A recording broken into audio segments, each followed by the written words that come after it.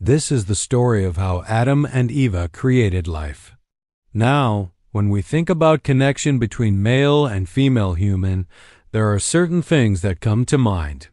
Pleasure, connection, maybe even procreation. But in this story, there's another thing, creation, and it all starts with a flower. Our story begins in the Garden of Eden where Adam and Eve are living their best life.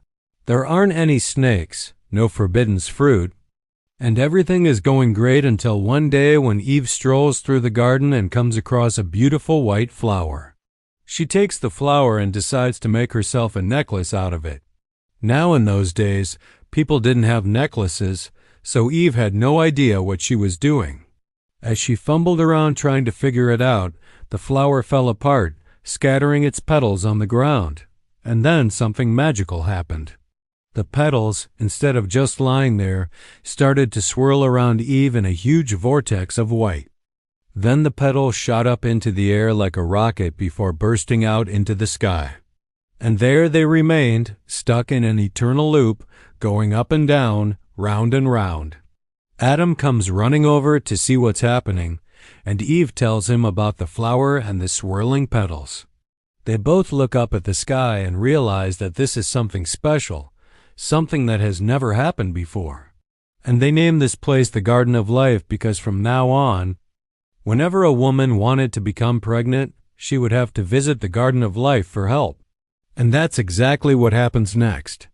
A woman named Lilith comes to the Garden of Life to get pregnant. But when she gets there, she sees the swirling petals and is scared out of her mind.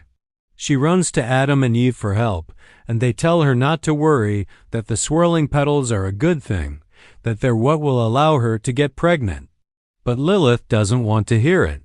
She turns to leave, but then she stops and looks back at the swirling petals. Maybe she can get past this fear if she understands it better. So she asks Adam and Eve to teach her about the swirling petals. And they say, well, every time a woman wants to get pregnant, she'll have to walk under the petals. And every time she does, the petals will create a new soul and put it inside her. Then she'll carry that soul inside her for 9 months, and at the end, she'll give birth to a baby. Lilith thanks Adam and Eve for teaching her this and goes back to her home. She waits 9 months, then gives birth to a baby boy. Some time passes, and now another woman named Tiamat shows up at the Garden of Life. She also wants to get pregnant. But when she sees the swirling petals, she's scared, just like Lilith was. Adam and Eve calm her down and explain what the swirling petals do. And Tiamat says, "Thank you, but I don't need your help. I already know how to get pregnant." She walks away and Adam and Eve watch her go. And they wonder, wait a minute, how does she know how to get pregnant? Did she already have a baby before? If so, then who did she have it with? Because we all know that Adam was the first man and he wasn't with anyone other than Eve before he met her. And we also know that there was no one else on earth except them. But Tiamat doesn't need the petals because she has already learned how to get pregnant the old-fashioned way. She and Adam made love, and 9 months later, she gave birth to a baby girl. And that's how the world began to be filled with humans. At first, there were only 2 humans on earth, but then Adam and Eve taught the others how to have children. And eventually there were enough humans to fill the entire earth. In fact, there were so many humans on earth that they spread out all over the planet. Some humans moved north and built cities made entirely of ice. Other humans moved south and built cities made entirely of fire. Still others lived in the middle where they could build cities made of both ice and fire. They became known as the 3 tribes of humans, and the leader of the ice tribe had a problem. His name was Seth, and he needed a wife, but all of the women in his tribe were too cold. None of them wanted to sleep with him. And that's why Seth left his tribe and came to the Garden of Life. He wanted to ask Eve for help, but when he got there, he saw the swirling petals and was terrified. He started screaming and freaking out, and Adam and Eve calmed him down and explained that the petals weren't dangerous. They were actually there to help him find a wife. Eve told him, "Look, we can't force women to sleep with you, but we can help you find a woman who might be willing." She took Seth over to a nearby river and told him to look inside. And Seth looked into the water and saw the most beautiful woman he had ever seen. He immediately fell in love and asked Eve if he could marry her. But Eve said, "No, she's already married to someone else. You can't marry her." Seth was heartbroken. He didn't care that she was already married. He wanted to be with her no matter what. So Eve told him, "Fine, you can marry her, but I warn you, she's already married, so you're going to have to fight her husband for her." Now we don't know if Seth knew that the woman in the river was actually a water spirit named Nama, or if Eve told him that. But either way, he ran to the river and jumped in. And as he dove underwater, he spotted a handsome man with green hair and a tail. The man saw Seth coming and dove toward him. Here's the thing about mermen. They grow tails when they fall in love with someone. But if they lose their tail, they lose their powers and they die. So Seth dove toward the man and tried to chop off his tail with a knife.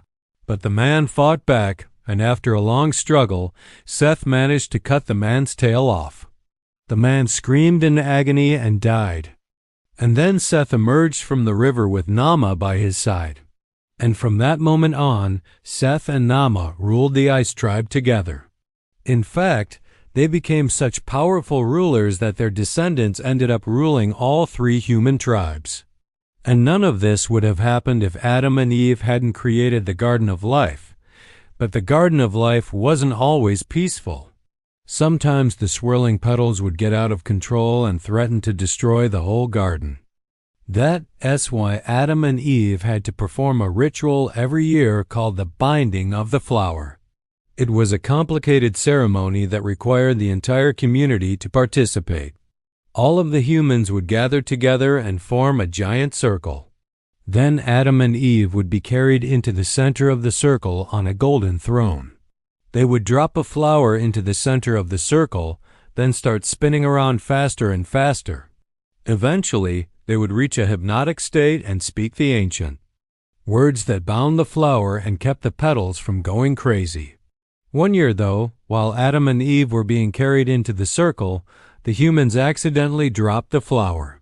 The petals flew everywhere and Adam and Eve lost consciousness.